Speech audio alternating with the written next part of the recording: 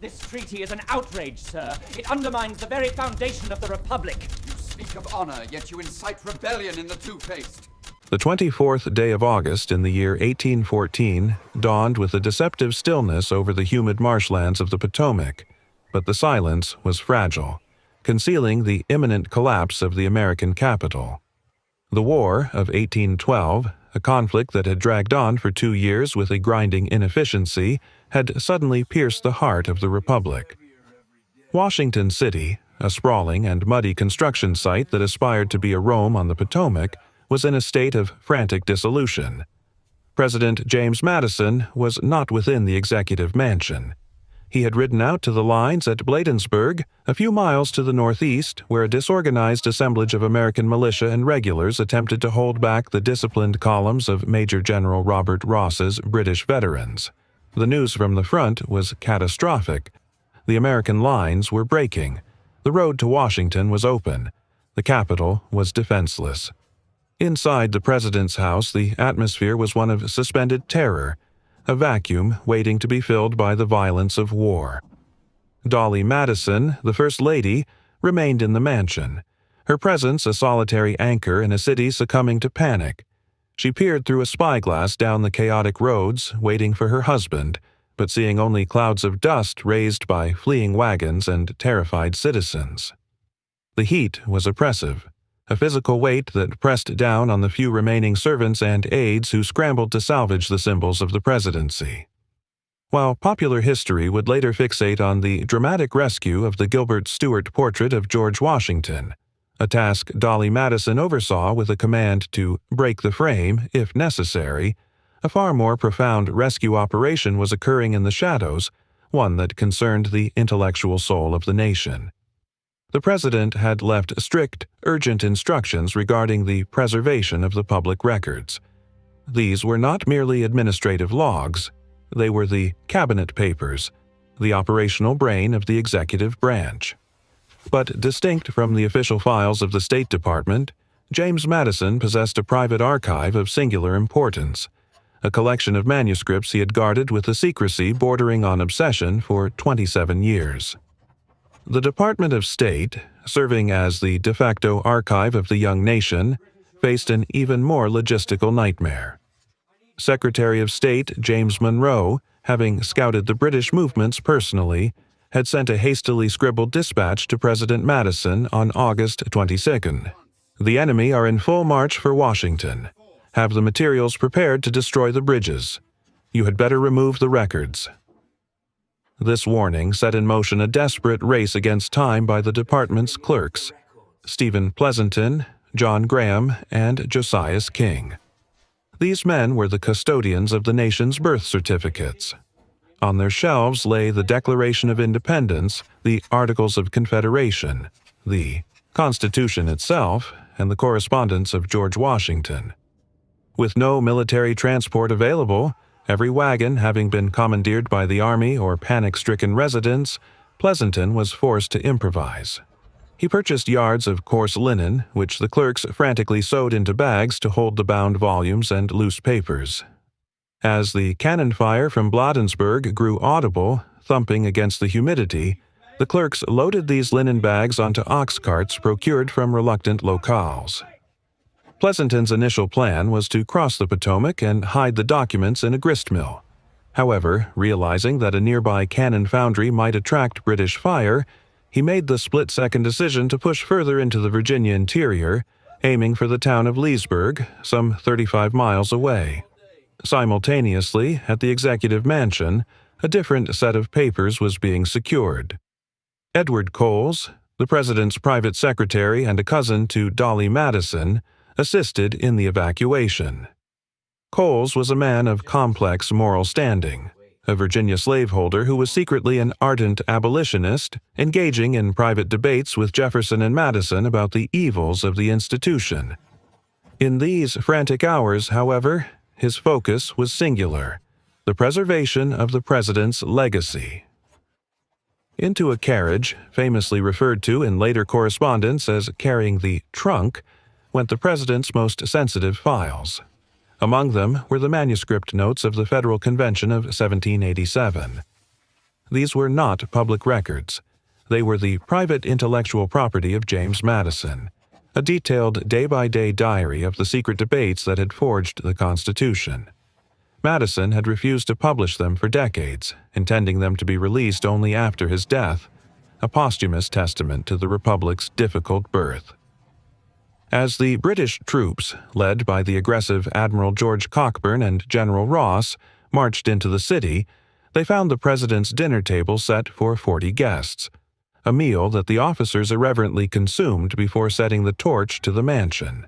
By then, however, the carriage containing the trunk was rattling across the Long Bridge into Virginia, vanishing into the darkening woods. The mind of the founding generation was fleeing for its life, suspended in a precarious transit between destruction and history. To understand why a 63-year-old president would prioritize a bundle of handwritten notes amidst the collapse of his capital, one must halt the narrative of 1814 and retreat 28 years into the past. The urgency of saving the notes was rooted in the agony of their creation.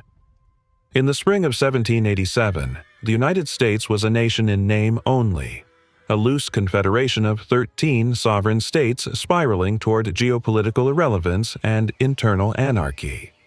In the solitude of his family estate at Montpelier, in Orange County, Virginia, a 36-year-old James Madison was engaged in a solitary intellectual endeavor that would determine the fate of the continent. While his contemporaries were occupied with the restoration of their plantations or the maneuvering of state politics, Madison had immersed himself in what modern historians have described as the most fruitful research project any American has ever undertaken. Madison was physically unimposing, no bigger than a half piece of soap, a contemporary once remarked. Standing barely 5 feet 4 inches and weighing approximately 100 pounds, he was a man of fragile health, prone to sudden attacks that resembled epilepsy and suffering from bilious fever and chronic exhaustion. Yet, housed within this slight frame was a mind of ferocious systematic rigor. He had requested his friend Thomas Jefferson, then serving as minister to France, to send him a literary cargo of books on political theory and history. Madison devoured these texts, conducting a forensic autopsy of history's failed republics. He studied the Amphictyonic League of ancient Greece, the Achaean League, the Swiss Confederacy, and the Dutch Republic. His objective was to answer a single, terrifying question: why do confederacies die? His findings, compiled in a manuscript titled Notes on Ancient and Modern Confederacies, 1786, were bleak. History demonstrated that confederacies invariably failed because the central authority lacked the power to coerce the member states. Without a mechanism to enforce its will, the center would disintegrate, and the states would either descend into internecine warfare or be swallowed by foreign powers. By April 1787, Madison had distilled his research into a blistering critique of the American situation, a memorandum titled Vices of the Political System of the United States. This document was not a speech but a private diagnosis, a strategic blueprint that would form the intellectual backbone of the Virginia Plan. In Vices, Madison cataloged the terminal illnesses of the Articles of Confederation with the precision of a pathologist. One major failure was the failure of requisitions. The federal government could ask states for funds, but it could not demand them. As a result, the national treasury was left bankrupt and the army went unpaid. Another problem was the encroachments by states. Individual states conducted independent foreign policies, violated treaties, and invited foreign retaliation. Madison also identified the trespasses of states. States erected tariff barriers against one another and issued worthless paper currency, effectively waging economic war on their neighbors. A further defect was the mutability of laws. State legislatures passed, repealed, and amended laws so quickly that citizens could not know what was legal from one month to the next. The final failure was the injustice of laws. Majorities in small republics or states easily united to tyrannize minorities, such as creditors.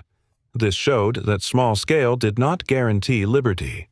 This final insight, the injustice of the laws, was Madison's most profound theoretical breakthrough. It contradicted the prevailing wisdom of Montesquieu, who argued that republics must be small to be free. Madison concluded the opposite. Liberty was safer in a large republic. In a small sphere, a majority could easily communicate and unite to oppress a minority. In an extensive republic, the multiplicity of interests and vast distances would make it difficult for any single unjust majority to coalesce. The theoretical urgency of Madison's vices was matched by the terrified atmosphere of the nation in late 1786 and early 1787. Shays' rebellion in Massachusetts had sent shockwaves through the American elite. Indebted farmers, many of them veterans of the Revolution, had marched on courthouses to stop foreclosure proceedings. The state government had barely suppressed the uprising, and the impotence of the Confederation Congress to intervene was glaring. To Madison, Shays' rebellion was the physical manifestation of his vices. It proved that the state governments were too weak to maintain order and too susceptible to democratic excess, the demands of the mob for debt relief and paper money. The political climate changed dramatically. Men who had once feared a strong central government now feared anarchy even more. Madison arrived in Philadelphia on May 5, 1787, weeks before the convention was scheduled to begin. He was a man possessed, armed with his research and a radical plan to not merely amend the Articles of Confederation, but to scrap them entirely. He checked into a boarding house and immediately began caucusing with the arriving Pennsylvania delegates, refining the strategy that would become the Virginia Plan. He was preparing to stage a bloodless coup against the existing government, and he intended to document every step of the revolution. When the Federal Convention finally achieved a quorum on May 25, 1787, the doors of the Pennsylvania State House, now Independence Hall, were locked, and a heavy silence descended upon the street outside. The delegates had voted for a strict rule of secrecy, that nothing spoken in the House be printed or otherwise published or communicated. Sentries were posted at the doors to ensure no eavesdroppers lingered, and the cobblestones on Chestnut Street were covered with earth and straw to dampen the noise of passing carriages, creating a cocoon of quiet for the momentous deliberations. This secrecy was a tactical necessity. It allowed the delegates, men of high standing and immense pride, to speak candidly, to float radical ideas and, crucially, to change their minds without fear of public ridicule or political suicide. But for James Madison, this secrecy presented a profound historical problem. If the proceedings were secret and the official journal kept by the Secretary William Jackson was merely a record of motions and votes, then the reasoning behind the Constitution, the arguments, the compromises, the fears, would be lost to history. Madison resolved to fill this void. He determined to keep an exact day-by-day record of the debates. "I was not absent a single day, nor more than a casual fraction of an hour in any day," he later wrote, describing the self-imposed task that he admitted almost killed him. His physical positioning in the room was deliberate and strategic. "I chose a seat in front of the presiding member," he recalled, referring to George Washington, who sat in the famous Rising Sun chair. With the other members on my right and left hand, Madison placed himself at the epicenter of the room's acoustics.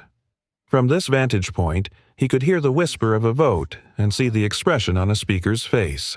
Madison was not a trained stenographer, and no standardized shorthand system existed in 1787 that was suitable for his needs. Instead, he developed a personal system of abbreviations and symbols to capture the flow of speech in real time. He would sit for hours, head down, scribbling furiously on loose sheets of paper, capturing the essence of arguments while simultaneously participating in the debate as a lead delegate. His notes were not a verbatim transcript, humanly impossible for one man, but a highly compressed record of the logic and rhetoric used. He captured the turn of the debate, preserving the specific motions and the arguments used to support or defeat them. The true labor began after the session adjourned. Each night, while other delegates dined in Philadelphia's taverns or socialized in its parlors, Madison returned to his lodgings to perform the grueling work of transcription. He would take his rough, abbreviated notes and expand them into a coherent longhand journal. This nightly reconstruction required immense mental discipline. He had to recall the tone, the specific phrasing, and the sequence of events before memory faded. This relentless schedule, debating by day, writing by night, took a severe toll on his health, exacerbating his chronic constitution. This manuscript, which grew to hundreds of pages, became the only comprehensive record of the convention. Unlike the official journal, which was dry and skeletal, Madison's notes were alive with the voices of the founders. They captured the anger, the brilliant oratory, the confusion, and the moments of profound insight. They were, in effect, the subconscious of the Constitution, recorded by the man who was arguably its primary architect. The narrative contained within Madison's notes dismantles the sanitized myth of the Founding Fathers as a monolithic group of harmonious philosophers.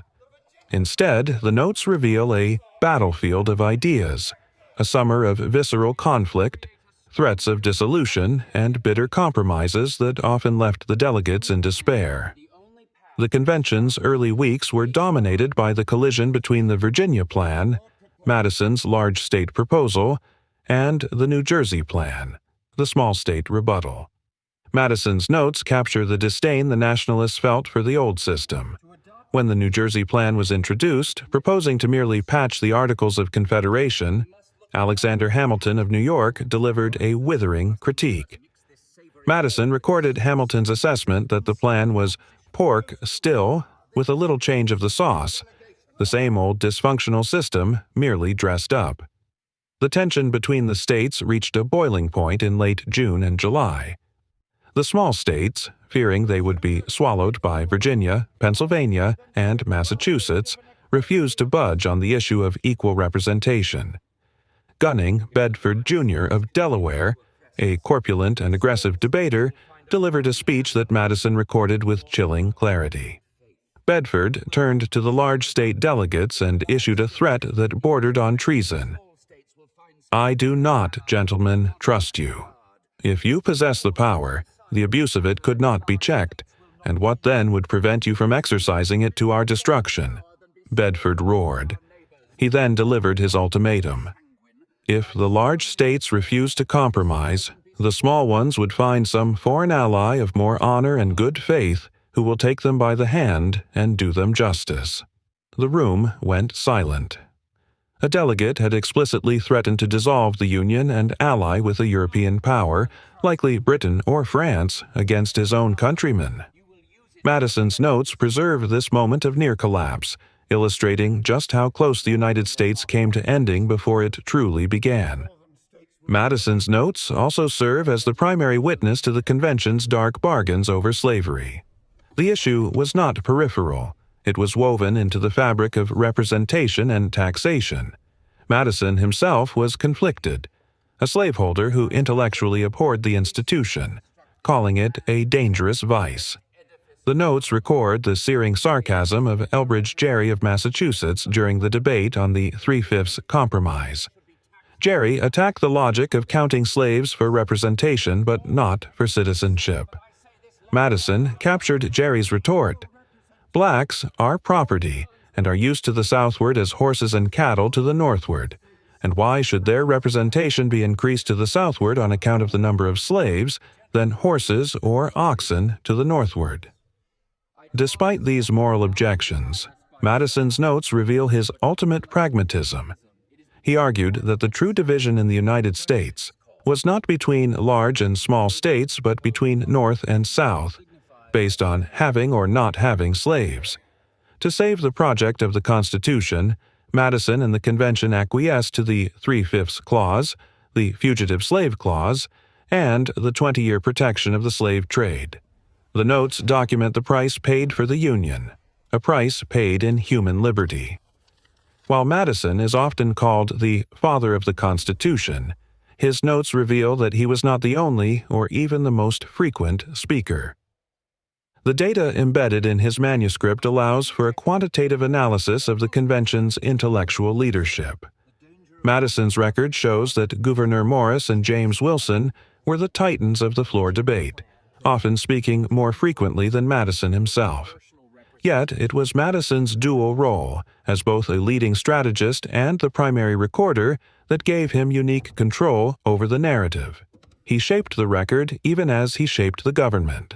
When the Constitution was signed on September 17, 1787, Madison possessed the only complete narrative of its creation.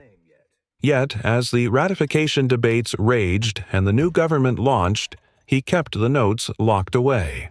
For nearly 50 years, through his tenure as Congressman, Secretary of State, and President, Madison refused to publish them.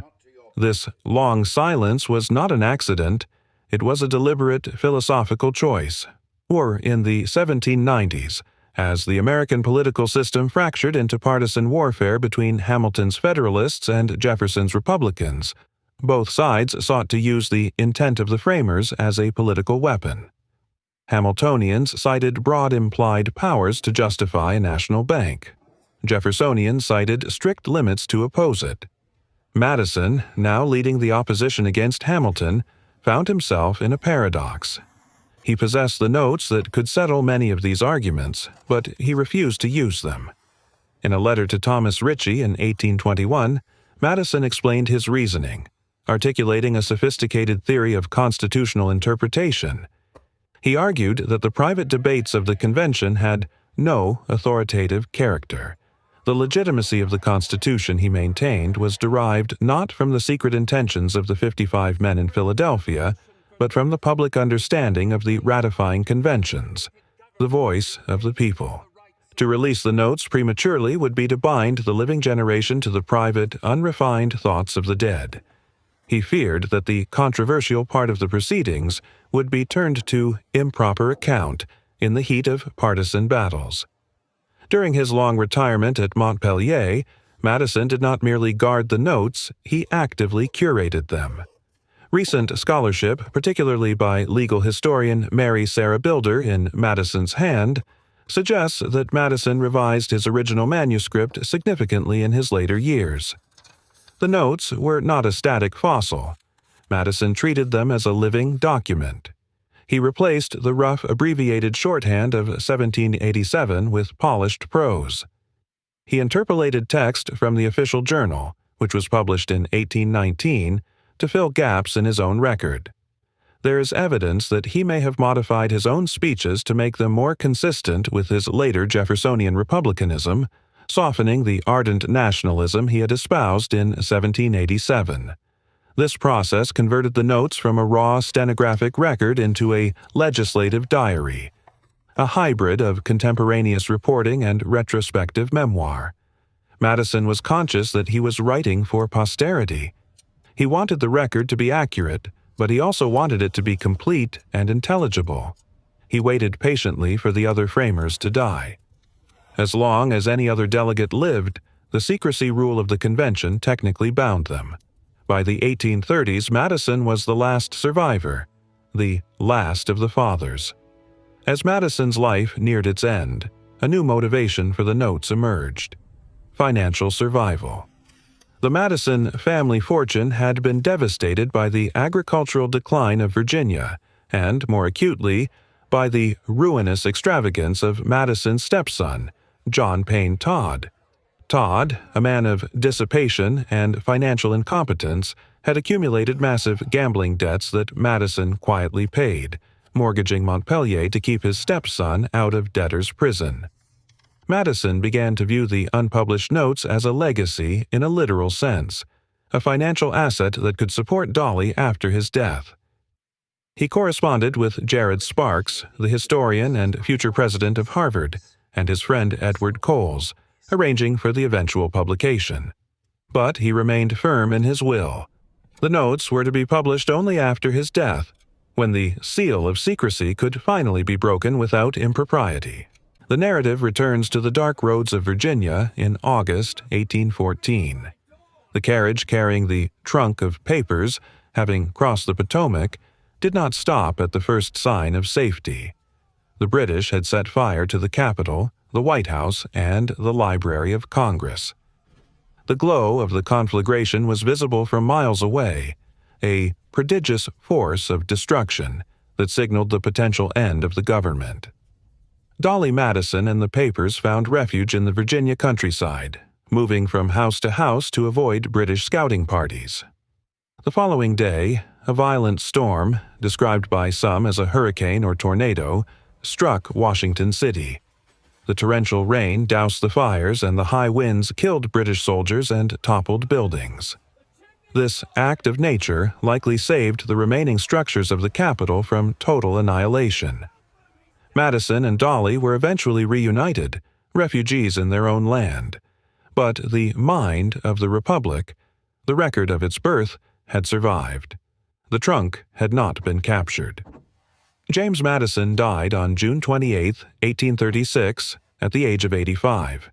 His will left the Notes on Debates to Dolley, with specific instructions to publish them. He anticipated they would yield a significant sum, perhaps as much as $100,000, which would secure Dolley's financial future. However, the path to publication was blocked by the continued incompetence of Payne Todd. Todd's debts remained a bottomless pit. He had already forced the sale of Montpelier and its enslaved community, a tragedy that scattered the families Madison had lived with for decades and left Dolley in a state of genteel poverty. Dolley, desperate for funds and living in a modest house on Lafayette Square in Washington, finally turned to the government.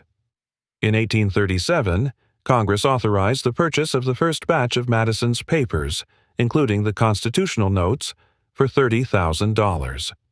However, the financial relief was short-lived as Todd's demands continued. In 1848, a year before her death, Congress purchased the remaining papers for $25,000. To prevent Payne Todd from seizing this money for his debts, Congress took the extraordinary step of placing the funds in a trust for Dolley's maintenance. In 1840, the notes were finally published by Henry Gilpin in The Papers of James Madison. For the first time, the American public could read the unvarnished history of their government's creation.